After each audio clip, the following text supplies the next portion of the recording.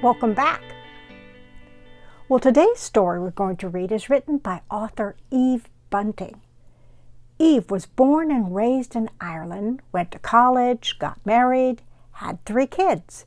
Then she and her husband moved to California with their family, and finally, at the age of 43, she published her first children's book. Now, in the book we're going to read today, it was written over 30 years ago. But sadly, what she's writing about is still a big problem today.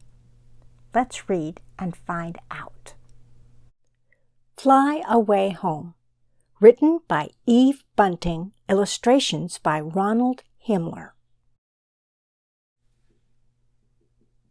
Now 94 years old, Eve Bunting has written over 250 children's books, and she's still writing. Ronald Himmler was born and educated in Cleveland, but now lives in the desert just outside Tucson, Arizona. He has illustrated more than 100 books for children and is also highly acclaimed for his portrayal of American Plains Indians. Dad and I live in an airport. That's because we don't have a home, and the airport is better than the streets. We are careful not to get caught. Mr. Slocum and Mr. Vale were caught last night. 10 green bottles hanging on the wall, they sang. They were as loud as 2 moose bellowing. Dad says they broke the first rule of living here. Don't get noticed. My dad and I try not to get noticed. We stay among the crowds. We change airlines. Delta, TWA, Northwest, we love them all, Dad says.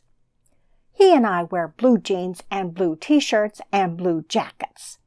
We each have a blue zippered bag with a change of blue clothes. Not to be noticed is to look like nobody at all. Once we saw a woman pushing a metal cart full of stuff. She wore a long, dirty coat, and she lay down across a row of seats in front of Continental Gate 6. The cart, the dirty coat, the lying down were all noticeable. Security moved her out real fast. Dad and I sleep sitting up. We use different airport areas. Where are we tonight? I ask. Dad checks his notebook. Alaska Air, he says. Over in the other terminal. That's okay. We like to walk. We know some of the airport regulars by name and by sight. There's Idaho Joe and Annie Franny and Mars Man. But we don't sit together. Sitting together will get you noticed faster than anything, Dad says. Everything in the airport is on the move. Passengers, pilots, flight attendants, cleaners with their brooms. Jets roar in close to the windows. Other jets roar out. Luggage bounces down chutes. Escalators glide up and down, disappearing under floors. Everyone is going somewhere except Dad and me. We stay. Once, a little brown bird got into the main terminal and couldn't get out. It fluttered in the high, hollow spaces. It threw itself at the glass, fell panting on the floor, flew to a tall metal girder and perched there, exhausted. Don't stop trying, I told it silently. Don't! You can get out! For days the bird flew around, dragging one wing, and then it found the instant when a sliding door was opened and slipped through. I watched it rise. Its wings seemed okay. "Fly, bird," I whispered, "fly away home." Though I couldn't hear it, I knew it was singing. Nothing made me as happy as that bird. The airport's busy and noisy, even at night. Dad and I sleep anyway. When it gets quiet, between 2 and 4 a.m., we wake up. Dead time, Dad says. Almost no flights coming in or going out. At dead time, there aren't many people around, so we're extra careful. In the mornings, Dad and I wash up in one of the bathrooms, and he shaves. The bathrooms are crowded, no matter how early, and that's the way we like it. Strangers talk to strangers. "Where did you get in from?" 3 hours our flight was delayed. Man, am I bushed. Dad and I, we don't talk to anyone. We buy donuts and milk for breakfast at one of the cafeterias, standing in line with our red trays. Sometimes Dad gets me a carton of juice. On the weekends, Dad takes the bus to work. He's a janitor in an office in the city. The bus fare's $1 each way. On those days, Mrs. Medina looks out for me. The Medinas live in the airport too. Grandma, Mrs. Medina, and Denny, who's my friend. He and I collect rented luggage carts that people have left outside and return them for 50 cents each. If the crowds are big and safe, we offer to carry bags. "Get this one for you, lady? It looks heavy." Or, "Can I call you a cab?" Denny's real good at calling cabs. That's because he's 7 already. Sometimes passengers don't tip. Then Denny whispers, "Stingy."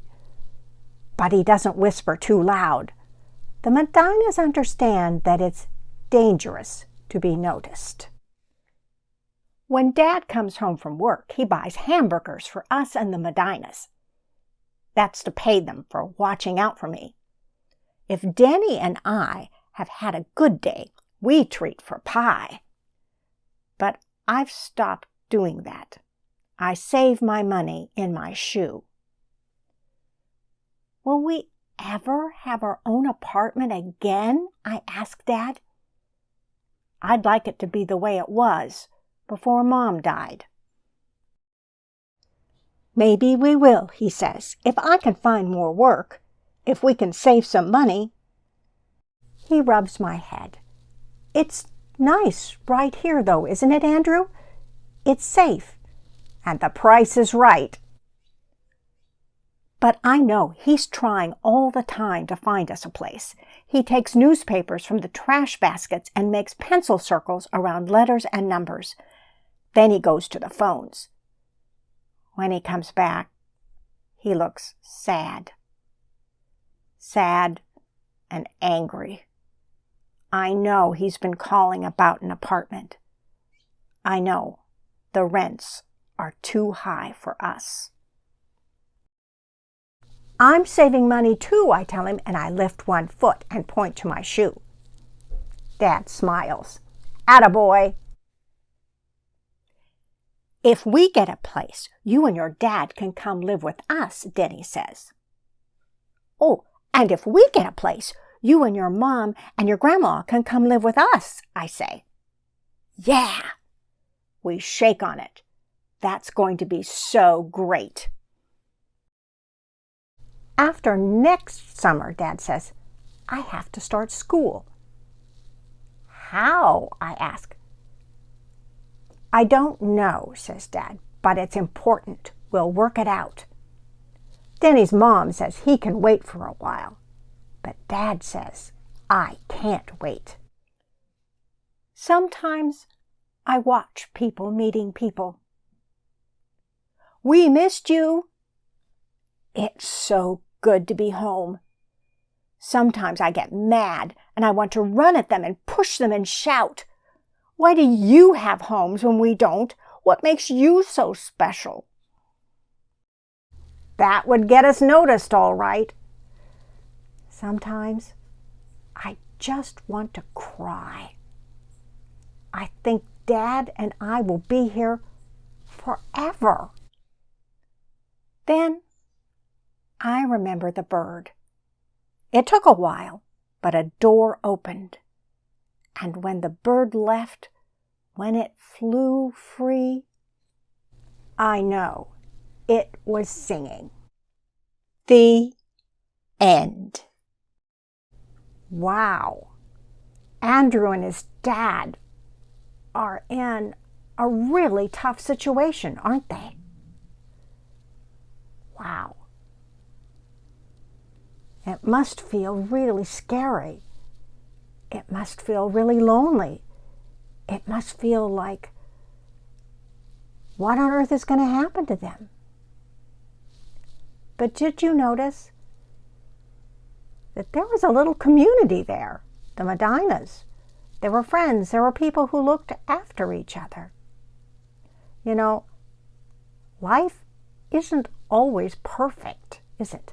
Life isn't always easy. Sometimes we have to go through really difficult times. And Andrew and his dad are certainly doing that. But notice, they aren't giving up. They're trusting. They're trusting that somehow, sometime, they'll figure it out and things will be better. You know, God is with us even, and in fact, especially when we're going through a really tough time. I think about Andrew and his dad, and I'm hoping and praying and thinking, yeah, they're going to make it. Things are going to get better for them someday because they keep trying. See you next week, okay?